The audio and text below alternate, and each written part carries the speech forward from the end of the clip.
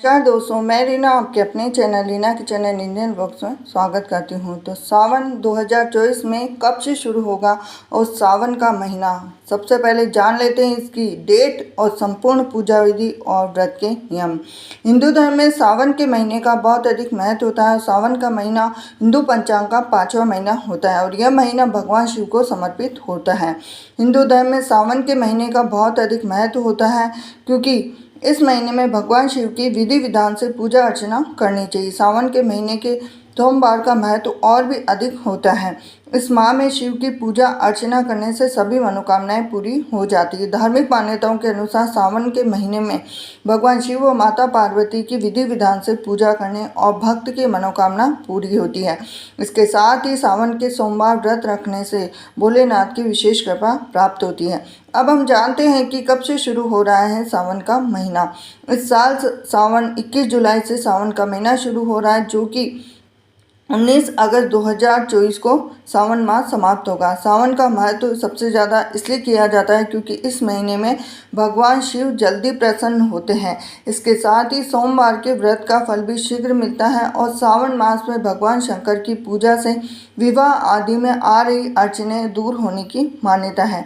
तो हम सावन के महीने में किस तरह से पूजा कर सकते हैं उसके बारे में जानेंगे। तो सुबह जल्दी उठ जाएं, स्नान आदि से निवृत्त होने के बाद साफ वस्त्र धारण करें, घर के मंदिर में दीप प्रज्वलित करें, सभी देवी देवताओं का गंगा जल से अभिषेक करें, शिवलिंग में गंगा जल और दूध चढ़ाएं और भगवान शिव को पुष्प अर्पित करें। भगवान शिव को बेलपत्र अर्पित करें और भगवान शिव की आरती करें और भोग भी लगाएं। इस बात का ध्यान रखें कि भगवान को सिर्फ सात्विक चीज़ों का भोग लगाएं।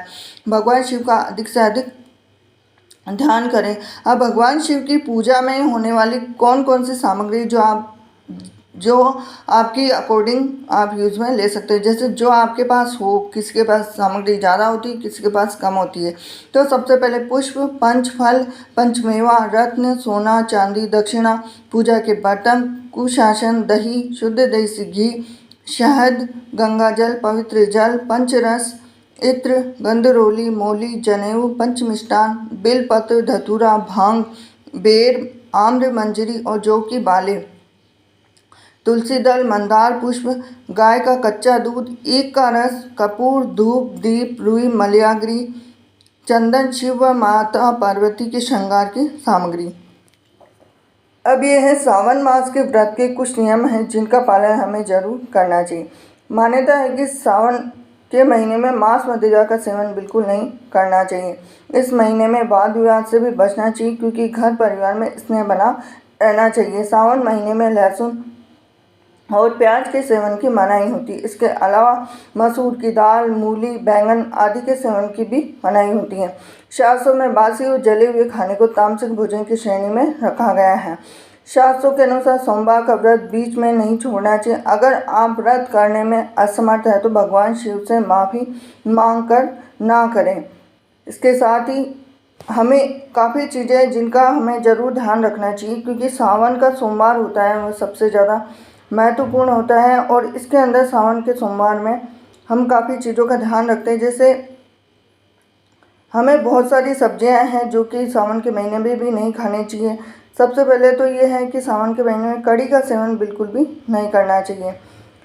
बहुत सारी चीज़ें, एक तो ये मौसम के अनुसार होता है कि मौसम के अकॉर्डिंग आप सावन के महीने में कड़ी बिल्कुल भी ना खाएं। और दूसरा है, एक और चीज़ है वो आपको बिल्कुल नहीं खानी चाहिए। तो सावन में काफ़ी चीज़ें हैं जिन चीज़ों का आपको ध्यान रखना चाहिए, काफ़ी चीज़ें हैं जिनको आपको अवॉइड भी करना चाहिए। जैसे सावन में बरसात का सीज़न शुरू हो जाती है तो इसमें खान पान को लेकर भी बहुत सावधान रहना होता है क्योंकि इस विषय की छोटी छोटी लापरवाही भी आपको बीमार बना सकती हैं। आपको सावन में क्या खाना चाहिए, क्या नहीं खाना चाहिए, इस बारे में अक्सर आप जानते होंगे कि ये सीज़न रहता है बरसात का सीज़न। तो सावन के महीने में आपको मैं बता देती हूँ, आप नोट कर लीजिए कि कौन कौन सी सब्जियां खानी चाहिए। आपको अरबी की सब्ज़ी ज़रूर खानी चाहिए। यह सब्ज़ी लस से भरपूर होती है जो प्राकृतिक रूप से स्निग्धता बढ़ाने वाली होती है, हड्डियों के लिए भी मजबूत होती है और आयुर्वेद के अनुसार अरबी शरीर में वात बढ़ाने का काम भी करती हैं। शरीर में अपच या दर्द की समस्या बढ़ सकती है, इसलिए अरबी को हमेशा अजवाइन के साथ देसी घी में डालकर नहीं बनाना चाहिए। इसके साथ ही सावन में भिंडी ज़रूर खानी चाहिए, क्योंकि आयुर्वेद के अनुसार पाचन और गुणों के हिसाब से सावन के महीने में खूब भिंडी खानी चाहिए।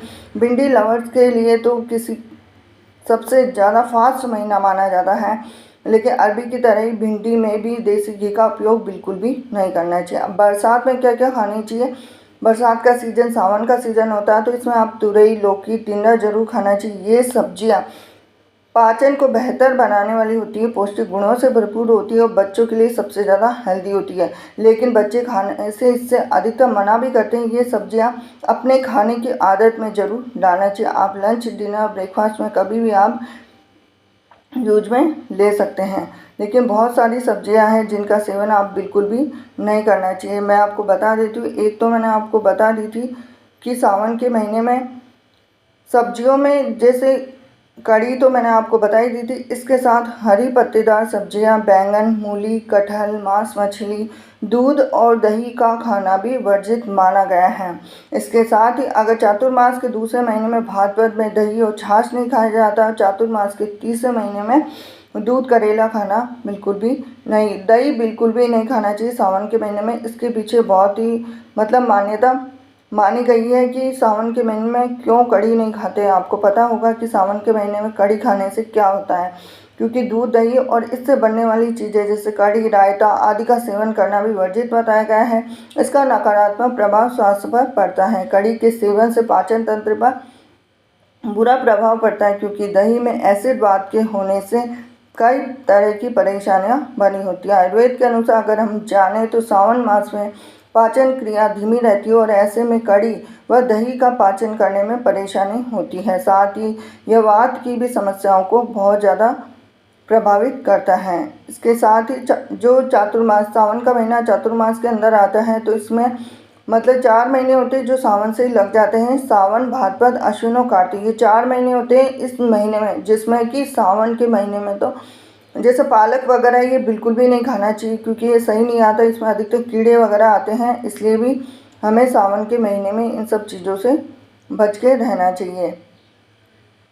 और साथ ही साथ काफ़ी जैसे धार्मिक मान्यता भी बताई गई है कि सावन में कढ़ी क्यों नहीं खाते हैं, क्योंकि आयुर्वेद के अनुसार अगर हम जाने तो सावन मास में दूध या दही से बनी किसी भी चीज़ का सेवन नहीं करना चाहिए। ऐसा करने से कई तरह की बीमारियों का सामना करना पड़ सकता है। साथ ही कच्चे दूध का सेवन करने से भी बचना चाहिए।